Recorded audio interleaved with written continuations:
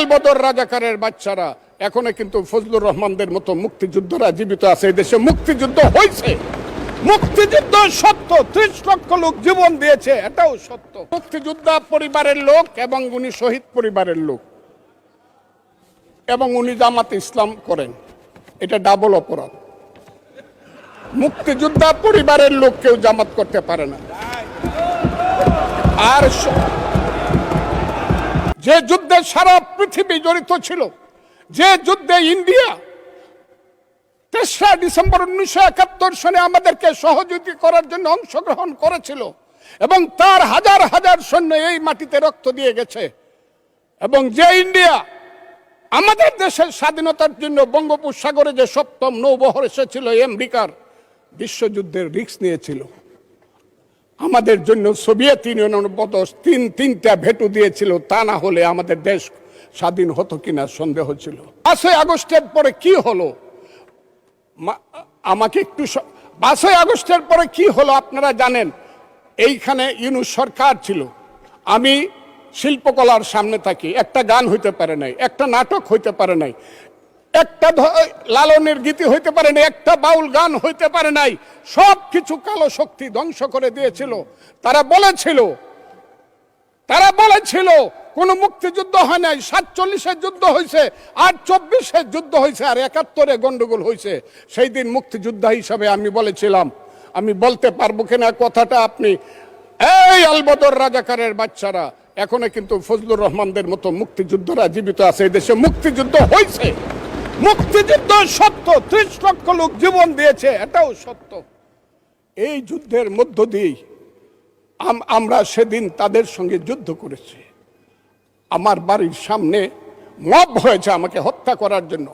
সেদিন আমি আজকের পুলিশকে ধন্যবাদ দিব, আজকের মিলিটারিকে ধন্যবাদ দিব। 10 মিনিটের মধ্যে আমার বাড়ির সামনে তারা গিয়ে উপস্থিত হয়েছে আমাকে বাঁচানোর জন্য।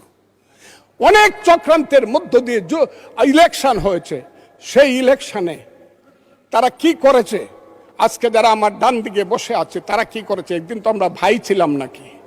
তারা যা করেছে সেটা কল্পনা করার মতো না। যত চক্রান্ত করেছে, সেই চক্রান্তের ভিতর দিয়ে যখন তারা প্রচার করতে শুরু করলো তারা বাংলায় 2/3 মেজরিটি পেয়ে তারা পাস করবে, আমি হতবাগা ফজলুর রহমান বলেছিলাম জামাত জোট যদি মেজরিটি পায় তাহলে আমি বিষ খাবো।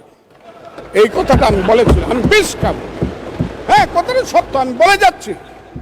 এবং তারা কোনোদিন যুদ্ধে জয়লাভ করতে পারে না, রাজনৈতিক যুদ্ধে, কারণ তাদের পূর্বপুরুষ বাংলাদেশ চায় নাই। বাংলাদেশ যদি থাকে, এই বাংলায় শুধু বেলিচা মিলিয়ার জুই ফুল ফুটে না, এদেশে রক্তগোলাপ রক্ত জবাও ফুটে, এদেশের জঙ্গলে শুধু কোকিল ডাকে না, এদেশের জঙ্গলে রয়্যাল বেঙ্গল টাইগারও থাকে। যতদিন রয়্যাল বেঙ্গল টাইগার থাকবে, মুক্তিযোদ্ধা জিতবে, রাজাকার কোনোদিন এদেশে জয় লাভ করতে পারবে না। আমি চ্যালেঞ্জ করে বলে গেলাম। আমি আজকে আপনাদের সামনে আরো কিছু বলতাম, কিন্তু আমি টাইমটা দেখতেছি, আরেকটা কথা বলতে চাই।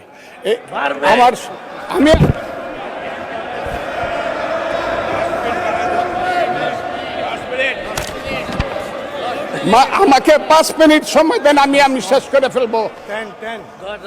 আমি আজকে আপনার সামনে শুধু বলতে এসেছি, মাননীয় সদস্য, আরো 3 মিনিট দেওয়া হলো আপনাকে। আমি বলতে এসেছি, হ্যাঁ, আমার বক্তব্যের পরে বলবে আমরা কি মুক্তিযুদ্ধ করি নাই।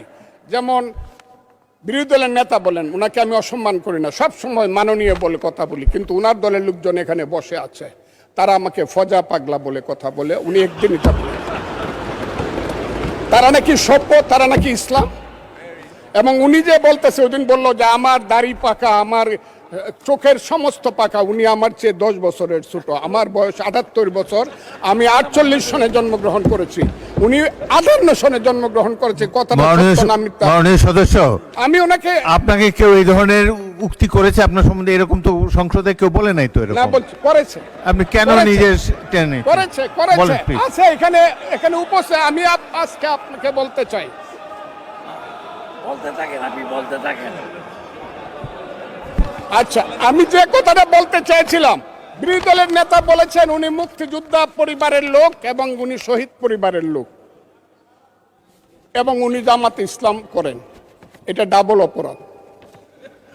মুক্তিযোদ্ধা পরিবারের লোক কেউ জামাত করতে পারে না। আর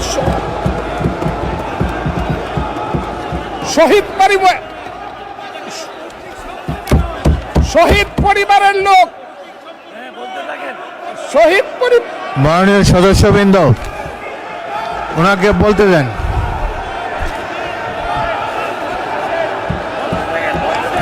শহীদ মাননীয় পরিবারের লোক, সদস্যবৃন্দ, অর্ডার অর্ডার, শহীদ আপনারা পরিবারের শৃঙ্খলা লোক, রক্ষা করুন। কেউ মাননীয় জামাত- সদস্যবৃন্দ, সংসদে শৃঙ্খলা রক্ষা করুন। মাননীয় শহীদ সদস্য পরিবারের ফজলুর লোক, রহমান, আমি ঠিক আপনি আছে, শেষ করুন, ওনারা কষ্ট পাইতেছেন তো। বক্তব্য শেষ করুন। আমি আবারও বলে রাখলাম, শহীদ পরিবারের লোক তো জামাত করতেই পারে না, আর জামাত করলে ডাবল অপরাধ করতেছে। দুই, তাহলে স্বীকার,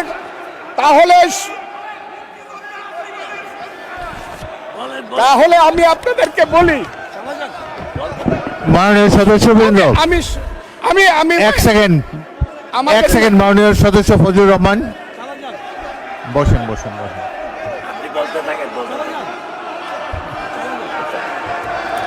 আমি আপনাদের মাননীয় সদস্যবৃন্দ, প্রোডাকশন আশা করতেছি। মাননীয় সদস্যবৃন্দ বসুন। কিন্তু আমার গলা সংসদে অনেক উঁচু গলা। শৃঙ্খলা রক্ষা করুন। আর ওনার গলা, আমি কিন্তু ওনাদেরকে খারাপ কিছু বলি নাই। বসেন।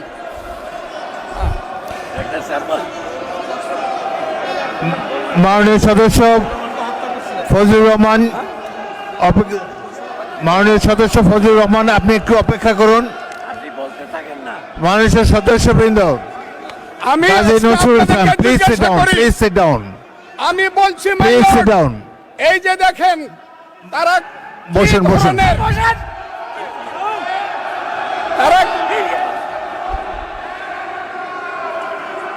তারা কি ধরনের আচরণ করছে। আচ্ছা, আজকে তাদেরকে জিজ্ঞাসা মাননীয় করি, সদস্যবৃন্দ, তাদেরকে আমি মাননীয় তাদের সদস্যবৃন্দ, কাছে জানতে চাই, একটু মনোযোগ তাদের দিয়ে আমার পূর্বপুরুষ- কথাটি শোনার চেষ্টা করুন।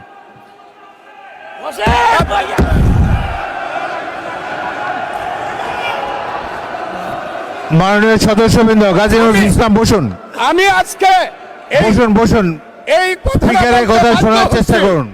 এই কথাটা মাননীয় বলতে- সদস্যবৃন্দ, ওই আমার আমি একটা কথা আপনারা আজকে মনোযোগ দিয়ে বলতে শুনেন। বাধ্য হচ্ছি, এদের সংসদে আচরণ দেখেন, এদের প্রত্যেক সদস্যের, পূর্বপুরুষরাই এক ফজলুর রহমান সময় একটু ওয়েট করেন, একটু ওয়েট আলবদর করেন। এবং রাজাকার ছিল। মাননীয় সদস্য এবং ফজলুর রহমান ওয়েট করেন। হত্যা হোল্ড করেছে। On for